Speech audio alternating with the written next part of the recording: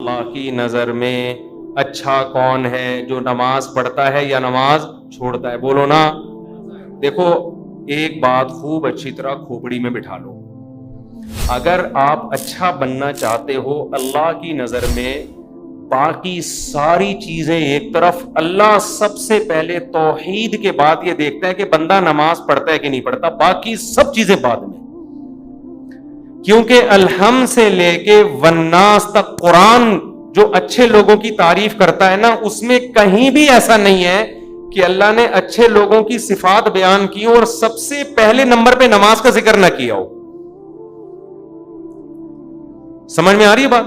دیکھو اچھا شہری کسے کہتے ہیں؟ آپ گورنمنٹ سے پوچھو، اچھے شہری میں سب سے پہلے کیا آئے گا؟ وائلنس ہی نہ پھیلاتا ہو، قوانین کی پابندی کرتا ہو، پھر ٹیکس دیتا ہو، وغیرہ وغیرہ نا، تو کئی ساری صفات لکھی ہوں گی۔ تو اللہ جب کہتے ہیں نا میرے نیک بندے، ان میں سب سے پہلے اور سب سے زیادہ اہتمام سے اللہ جس صفت کو بیان کرتا ہے وہ کیا ہے؟ میرے نیک بندے نماز پڑھتے نہیں، نماز قائم کرتے ہیں۔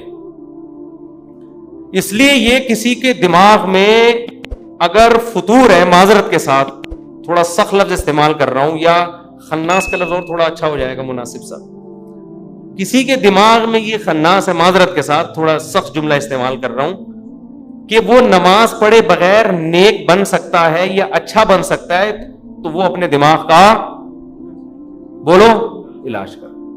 میں اکثر ایک واقعہ بتاتا ہوں، ایک خاتون کا فون آیا، میرے بھائی کا انتقال ہو گیا، بہت اچھا تھا، مجھے خواب آ رہا ہے کہ وہ جنت میں جا رہا ہے، اور خواب آ رہا ہے۔ میں نے کہا پھر تو یہ امید ہے انشاءاللہ بہت اچھا ہوگا، تو بس آپ بھی دعا کر دیں، لیکن خواب تو بہت اچھے آ رہے ہیں، اور بہت اچھا تھا، بہت ہی اچھا تھا۔ میں نے کہا کیسے بہت ہے؟ میں نے مجھے کہ شاید کوئی بہت ہی اچھا ہوگا بھائی، اتنے اچھے تو آج کل اچھے ہوتے ہیں لیکن بہت زیادہ اچھے مارکیٹ میں ملتے نہیں ہیں، تو اس لیے میں نے مزید پوچھ لیا۔ میں نے کہا کیا مطلب، کیا کرتا تھا؟ بہت اچھا تھا۔ اس نے کہا لوگوں سے مسکرا کے بات کرتا تھا، کبھی کسی کا دل نہیں دکھایا۔ میں نے کہا بہت اچھا تھا۔ میں نے کہا نماز پڑھا کہ نہیں؟ بس نماز نہیں پڑھتا تھا، بس نماز۔ ان کو تو میں نے نہیں کہا بیچاری کہ میت ہوئی ہے دل خراب ہو جائے گا، میں نے کہا ان کو نہیں کہا، میں نے آپ کو کہہ رہا ہوں کہ ان کو مجھے یہ کہنا چاہیے محترم، یہ جو آپ کو خواب آ رہے ہیں نا جنت منت کی، یہ شیطانی وسوسے ہیں۔ آپ کہہ سکتے ہیں ہو سکتا ہے اللہ نے بخش دیا، دیکھو ہو سکنے کو تو دنیا میں سب بہت کچھ ہو سکتا ہے، الحم سے لے کے والناس تک جو قرآن بیان کر رہا ہے وہ وحی وہ ہے جو یقینی ہے، اور خواب یقینی وحی نہیں ہے، تو اس یقینی کے مقابلے میں غیر یقینی کو ہم کیسے چھوڑ دیں؟ یعنی غیر یقینی کے مقابلے میں ہم یقینی کو کیسے چھوڑ دیں؟ تو یہ تو اپنا تخیل بھی ہو سکتا ہے۔ میں نہیں کہہ رہا کہ اللہ نے اس کو جہنم میں بھیجا، یہ تو اللہ ہی بہتر جانتے ہیں۔ بے نمازی کے لیے اللہ نے قرآن میں کہیں بھی رحمت کا، مغفرت کا تذکرہ بولو نہیں کہ ایک حدیث سنا کے بیان ختم کرتا ہوں۔ نبی صلی اللہ علیہ وسلم نے فرمایا جب جہنمی جہنم میں چلے جائیں گے، جنتی جنت میں چلے جائیں گے، تو جنتیوں میں جو رشتہ دار جن کے جہنم میں ہوں گے نا، جنتی اللہ سے سفارش کریں گے ان رشتہ داروں کے لیے، اور سفارش میں یہ الفاظ کہیں گے، اے اللہ ہمارے کچھ مسلمان کانوا یصلون معنا، جو ہمارے ساتھ مسجدوں میں نماز بھی پڑھتے تھے، ویصومون معنا، ہمارے ساتھ رمضان کے روزے بھی رکھتے تھے، لیکن آج اپنے گناہوں کی وجہ سے وہ جہنم میں ہیں، ان کو نکال لے۔ کیا مطلب؟ یہ تو ہے ہی نہیں کہ نماز نہیں پڑھتے تھے، بھائی مسلمان تھے تو نماز تو تھا ہی، لیکن اور کچھ خرابیاں تھیں جن کی وجہ سے سزا مل رہی ہے۔ کہیں بھی قرآن میں اس کا تذکرہ نہیں ہے کہ بے نمازی ہو اور جنت میں ہو۔ سمجھ میں آ رہی ہے بات کہ نہیں آ رہی؟ میں کسی پہ جہنم کا فتویٰ نہیں لگا رہا، یہ تو اللہ کا کام ہے کس کو جنت دے۔ قانون اور ضابطہ یہی ہے کہ بے نمازی کے لیے جنت نہیں ہے۔ یہ اسلام کی پہلی علامت ہے نماز، آپ کو پڑھنی پڑے گی، چاہے آپ دل سے خوش ہو یا نہ ہو، آپ کو اور جماعت سے پڑھنی پڑے گی آپ کو۔ تو یہ وہ حق کا راستہ ہے جس میں سب سے پہلے شیطان رکاوٹ ڈالتا ہے، اور اس کے بعد آپ کا اپنا نفس، اور تیسرے نمبر پہ کلچر۔ ہر حق میں 3 رکاوٹیں کھڑی ہوتی ہیں، تو نماز بھی حق کا راستہ ہے یا نہیں ہے؟ اللہ کہتے ہیں میں نے پیدا کیا، میں صبح و شام رزق دیتا ہوں، تو میرے در پہ آ کے حاضری کیوں نہیں دیتے؟ اور ہر دفعہ اعلان کروایا جا رہا ہے حی علی الصلاۃ حی علی الصلاۃ. کسی حکم میں ایسی اناؤنسمنٹ دیکھو. رمضان کا اعلان ہلال کمیٹی کی طرف سے ہوتا ہے, خدا کی طرف سے بولو نہیں ہوتا. اللہ نے کوئی ورڈنگ نہیں بتائی کہ یہ نا نا نا. زکات کا اعلان کسی کی طرف سے بھی نہیں ہوتا. اسٹیٹ بینک ایک اناؤنسمنٹ کر دیتا ہے کہ چاندی اتنے روپے تولے اور فرسٹ رمضان کو زکات کٹ جائے گی. اللہ کی طرف سے اناؤنسمنٹ کا کوئی انتظام بولو نا یار نہیں ہے. ماں باپ کے حقوق, ان کے ساتھ حسن سلوک فرض ہے, لیکن اللہ کی طرف سے کوئی یاد دہانی مسلسل قرآن میں اللہ نے لکھ دیا, بس الگ سے اناؤنسمنٹ نہیں ہے. حج کی الگ سے اناؤنسمنٹ ہے کوئی اللہ کی طرف سے. نماز واحد حکم ہے. فجر میں اللہ نے مؤذن کو کہا کہ اعلان بھی کرو زور سے, اونچی آواز سے, اور ورڈنگ بھی تمہاری نہیں ہوگی. جو الفاظ میں بتاؤں گا ان الفاظ میں لوگوں کو بلانا ہے. ایسا نہ ہو تم اپنے الفاظ میں کہو, لوگ اس کو تمہاری دعوت سمجھیں گے, لوگ مولوی صاحب کا بیان سمجھیں گے اس کو, لوگ کہیں گے مولوی صاحب نصیحت کر رہے ہیں. اگر اللہ مؤذن کو اجازت دیتے تھے بھائی لاؤڈ اسپیکر پہ کھڑے ہو کر لوگوں کو یاد دہانی کراؤ اخفل طریقے سے کہ لوگوں نماز کے لیے آ جاؤ, لوگ اس کو اللہ کا بیان سمجھتے یا مؤذن کا, کہتے یار یہ اپنا ہے. اللہ نے کہا نا نا نا نا نا, جو الفاظ میں نے بتائے ہیں ان میں ایک لفظ بھی دائیں بائیں 4 دفعہ اللہ اکبر کہنا ہے, 5 دفعہ نہیں, 3 دفعہ نہیں, اللہ اکبر ہی کہنا ہے, اللہ کبیر نہیں کہنا, اللہ اعظم نہیں کہنا, اشہد ان لا الہ الا اللہ کہنا ہے. اب لا الہ الا اللہ کے بعد کوئی محمد رسول اللہ لگا سکتا ہے؟ نا نا نا, جو ورڈنگ میری ہے وہ, پھر اشہد ان محمد رسول اللہ, پھر حی علی الصلاۃ, یہ بھی 2 دفعہ کہنا ہے, 3 دفعہ کہنے کی بھی اجازت نہیں, 1 دفعہ کہنے کی بھی اجازت نہیں. پھر حی علی الفلاح. اب مؤذن کہ حی علی الفلاح آج میں پہلے کر دیتا ہوں, حی علی الصلاح آج میں بولو بعد میں. نا نا نا, اللہ نے کہا تیرا کام ہے, تو میری طرف سے متعین ہے, یہ اناؤنسمنٹ میری طرف سے ہوگی. کیوں؟ اللہ ایک ایک بات اس لیے تاکہ اللہ کی حجت اس کے بندوں پہ تمام ہو جائے. کل قیامت میں کوئی یہ نہ کہہ سکے اے اللہ نماز میری سمجھ میں نہیں آ رہی تھی. اللہ کہے گا 5 دفعہ تیرے کان میں نے اپنی کبریائی ڈلوائی اور وہ ورڈنگ تو اس کو بھول گیا تھا, یہ کیسے ہو سکتا ہے؟ میرے بھائی چھوٹا حکم نہیں ہے, چھوٹا حکم نہیں ہے, ایمان اور کفر کا مسئلہ ہے یہ. ابھی سے عزم کرو, ابھی سے پابند. اگر سستی ہو رہی ہے سستی کا علاج کرو. آج موٹیویشنل اسپیکر آپ کو بتا رہے ہیں سستی کا علاج کیا ہے. وہ آپ کو پیسہ کمانے میں جو سستی ہو رہی ہے نا اس کا علاج بتا رہے ہیں. آپ سارا دن سوتے پڑے رہو, مر جاؤ گے بھوک سے, زیادہ زیادہ یہی ہوگا, کم نقصان ہوگا آپ کا. لیکن قیامت کے دن جو اللہ سب سے پہلے آپ سے پوچھے گا وہ کیا پوچھے گا؟ وہ نماز کا پوچھے گا کہ میں نے پیدا کیا تھا اور میں نے بار بار پیدا ہوتے ہی کان میں اذان دلوا دی, پیدا ہوتے ہی. اس کو ہلکا سمجھنا شروع کر. خواتین جا رہی ہیں شاپنگ کرنے, نماز گول. سفر پہ جا رہے ہیں, نماز گول. تو سفر میں ہی تو پتا چلتا ہے نماز کا, شاپنگ کے دوران ہی تو پتا چلتا ہے نماز کا. تو آج سے عزم کرو میرے بھائی.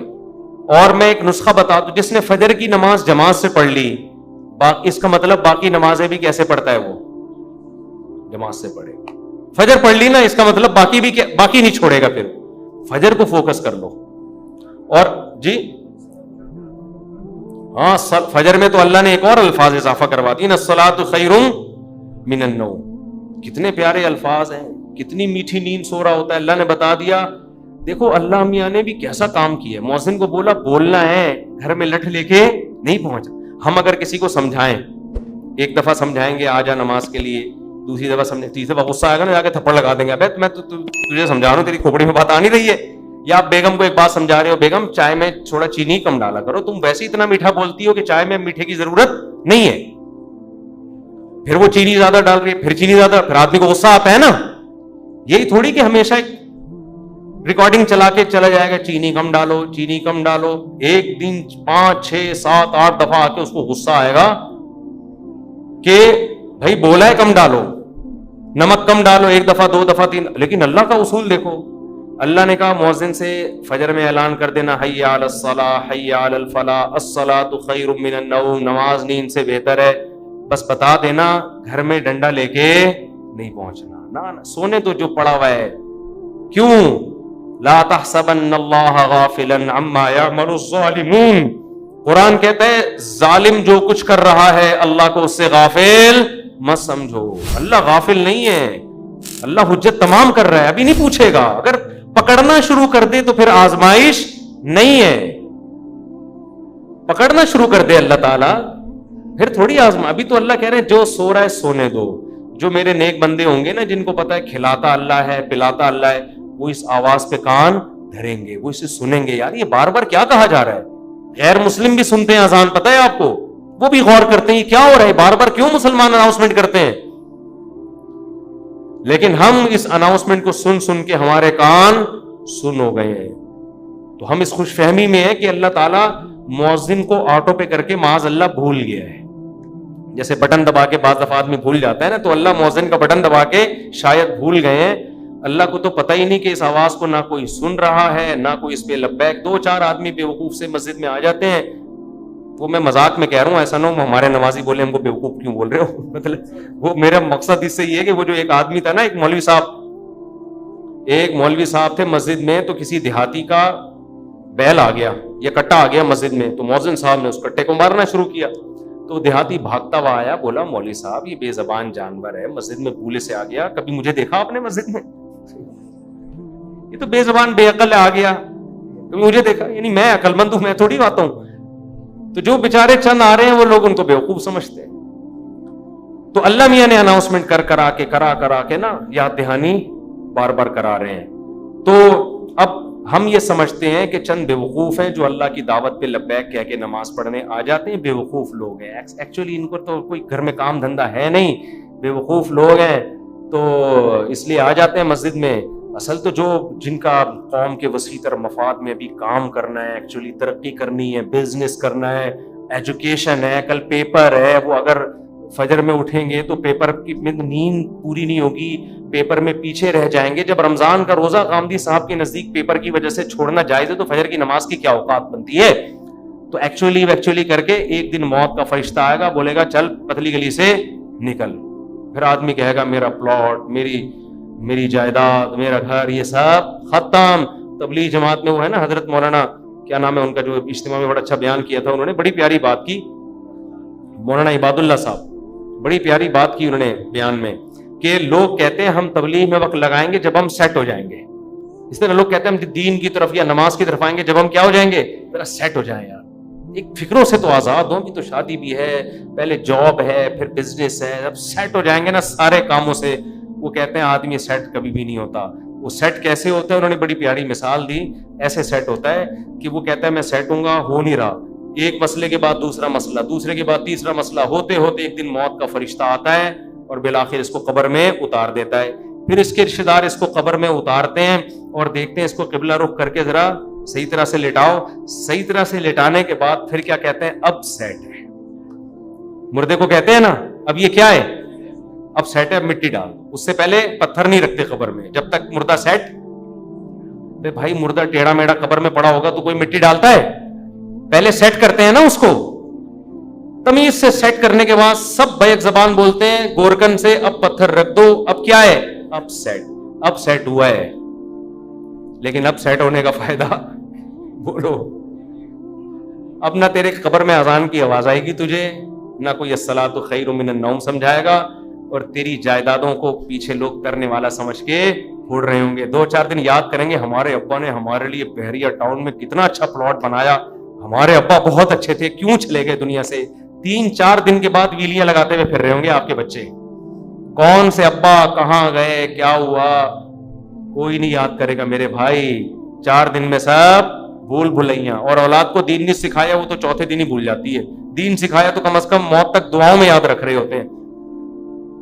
تو اس لیے انسان کا بچہ وہی ہے میرے بھائی جو انگریزوں سے دھوکے میں نہ ہو, یہ لبرل لوگوں سے دھوکے میں نہ ہو. ایک موٹیویشنل اسپیکر کی میں تقریر سن رہا تھا ابھی, کبھی کبھار میں سنتا نہیں ان کی تقریریں, کلپ سامنے آ جاتے ہیں نا, شارٹ کلپ آج کل 1-2 منٹ کے آ رہے ہیں, تو میرے سامنے کلپ آ گیا, اس نے تقریر میں کہا کہ خدا جو ہے نا, خدا یہ ہمارا بلیو ہے, یہ کوئی ریئلٹی نہیں ہے. ریئلٹی وہ ہوتی ہے جو سائنس ثابت کرے,